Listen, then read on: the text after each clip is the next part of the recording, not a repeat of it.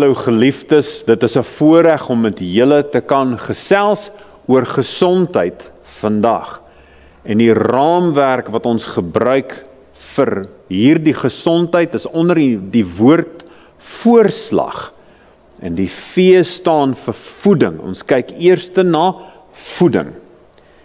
En ons gaan kyk na verskillende aspekte van voeding. Hoe mens eet, wanneer mens eet, wat mens eet.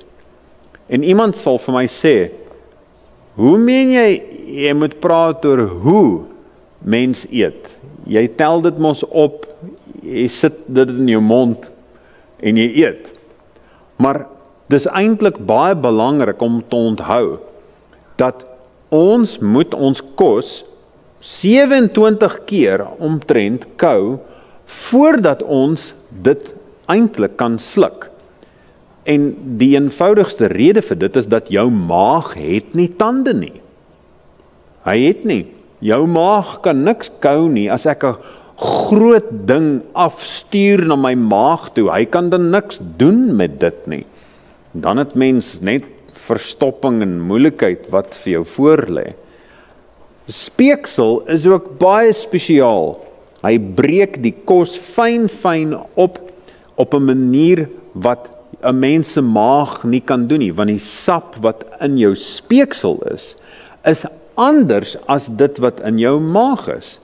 Hierdie is die eerste deel van vertering, dit wat in 'n mens se mond gebeur. So ons moet stadig en deeglik moet ons kou. En dan gaan alsommer baie beter. Die volgende vraag handel oor wanneer.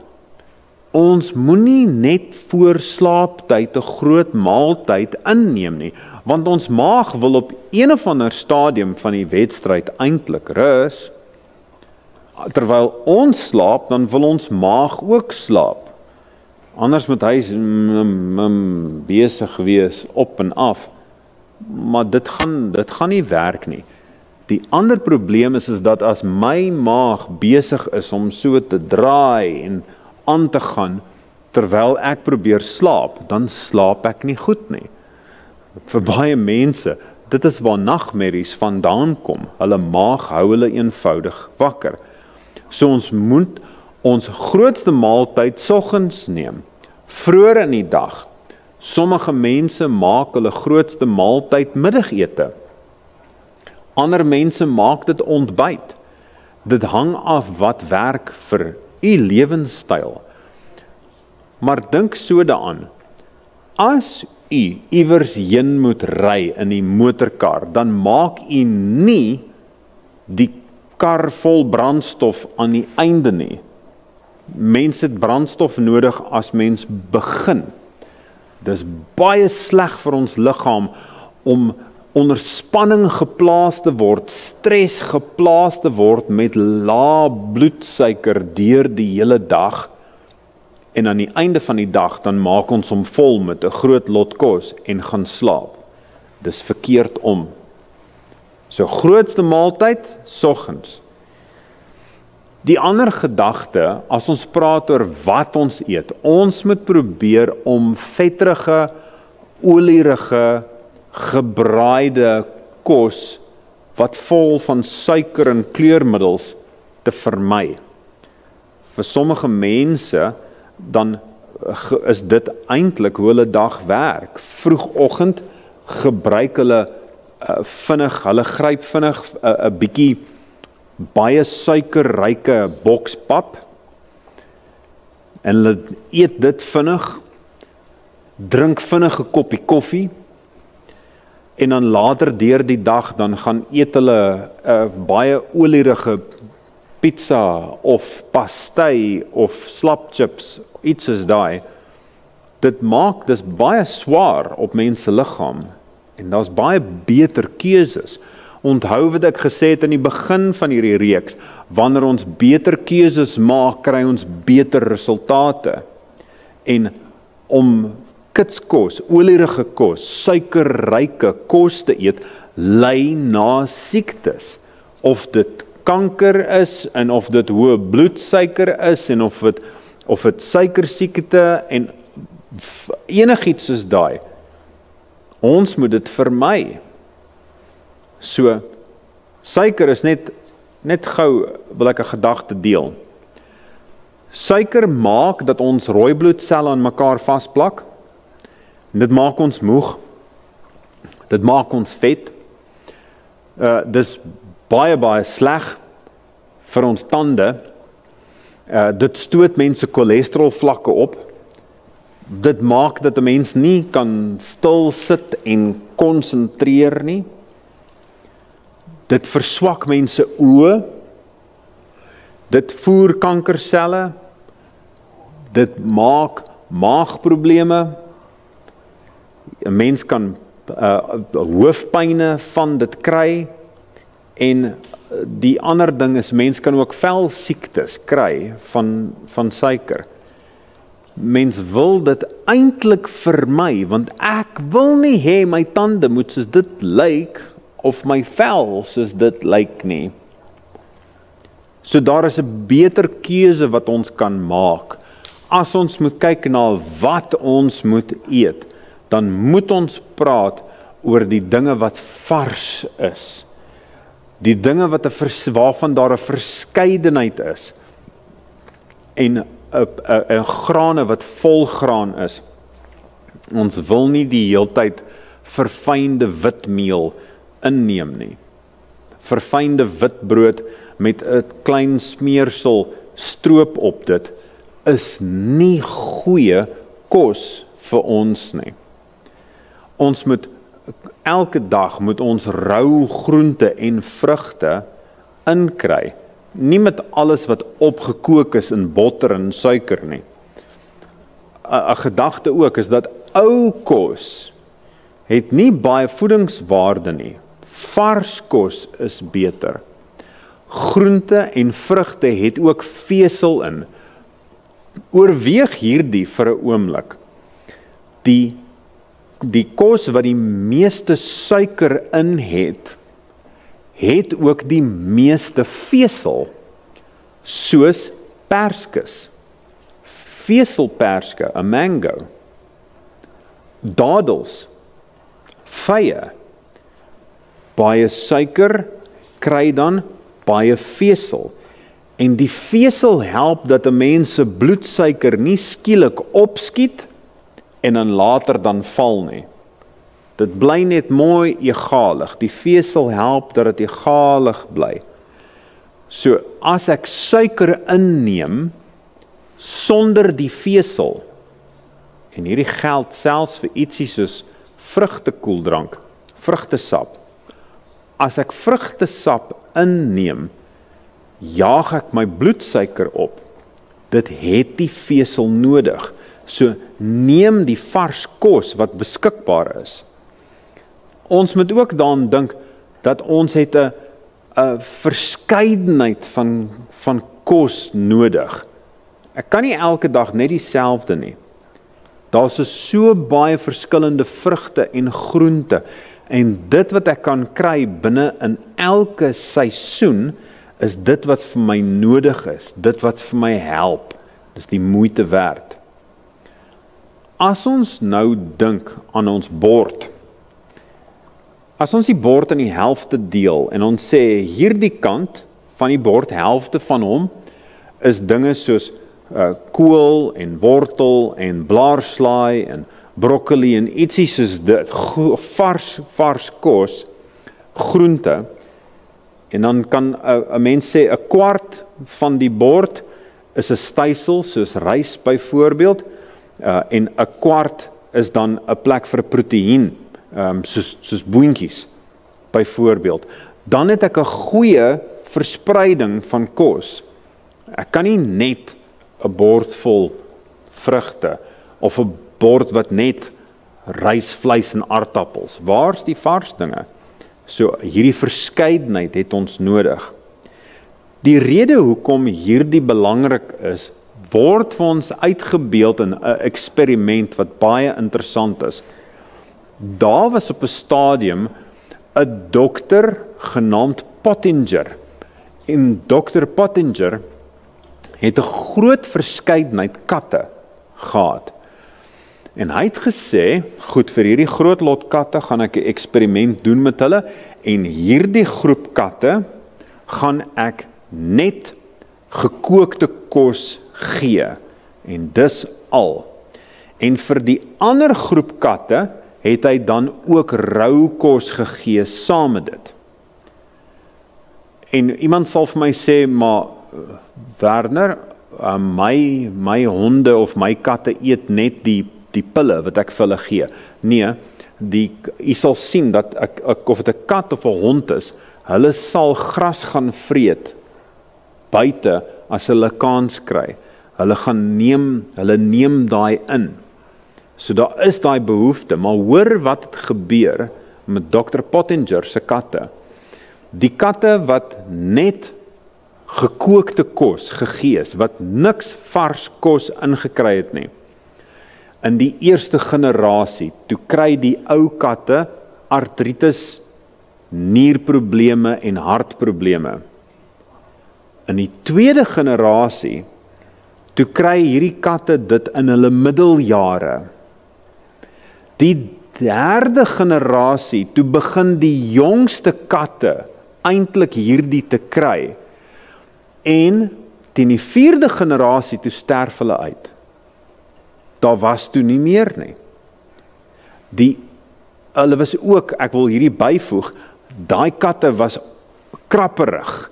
Hulle was nie vriendelik nie, hulle pels het sleg gelyk, hulle gedrag was nie goed nie, hulle was nie lus vir mense enigsins, terwyl die kat wat die heeltyd die rou kos ook gekry het.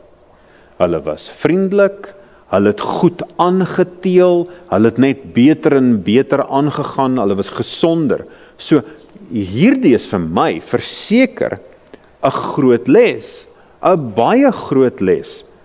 As ons kyk in die wêreld van hoe mense op jonger en jonger ouderdomme gesondheidsprobleme ontwikkel, dan wil dit vir my voorkom dat ons ietsie kan leer van Dr. Pottinger en sy katte. So, 'n gedagte wat ons moet altyd onthou, wat by kos kom. My maag het tyd nodig om sy werk te doen. Wanneer ek kos inneem, dan gaan my maag vir omtrent 4 ure gaan hy aan die kos werk, voordat dit deurgestuur word na die dun darm toe. Na 4 ure, dan is die maag eintlik moeg, en dan kan hy nie meer nie. Dan sê net, okay, ek is nou pê. 'n Spier word moeg. U kan net dink, as u die hele dag moet staan op die tone, so op en af gaan, op en af, op en af. Op 'n stadium gaan u kuitspiere moeg word, en hulle gaan sê, hoor hier, ek wil nie meer nie. Dieselfde geld vir ons maagspier. So, ons moet nie die hele tyd iets niets insit nie. Hierdie is 'n proses wat voltooi moet word, en ek wil graag 'n voorbeeld gebruik wat 'n kenner op hierdie gebied op 'n stadium vir my verduidelik het. Dit is amper dieselfde soos 'n wasmasjien. As ek dink aan my maag as 'n wasmasjien, verstaan ek die proses. Mens kry mos 'n wasmasjien wat mens bo oopmaak. 'n Mens noem dit 'n top loader in Engels.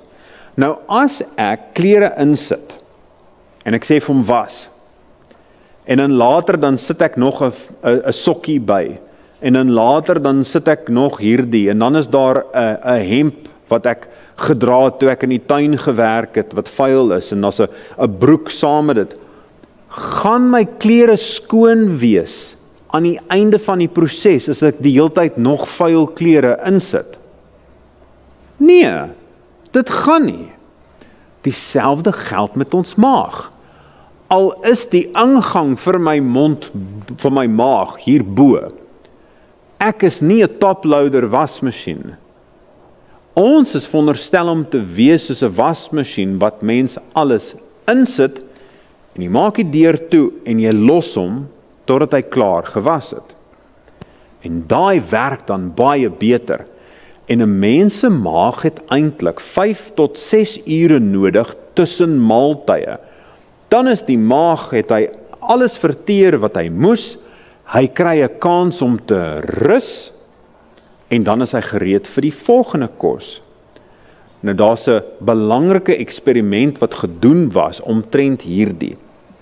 Daar is ekstrale wat geneem was van mense wat kos ingeneem het met 'n klein bietjie, mens noem dit barium, wat hulle in hulle maag gehad het. So jy kan sien, is ontbyt nog steeds in die maag. Hulle neem die barium, hulle eet hulle ontbyt, en toe het hulle weer 'n ekstraal van hulle geneem teen middagete. En toe sien hulle, o goed, die maag is leeg, hulle kan maar eet. Maar vir 'n ander groepie, toe het vir hulle 'n chocolate gegee, 'n bietjie sjokolade 10 uur. So hulle het hier by 7 uur het hulle ontbyt geëet, 10 uur toe kry hulle 'n sjokolade en toe maak dit hulle maag deurmekaar.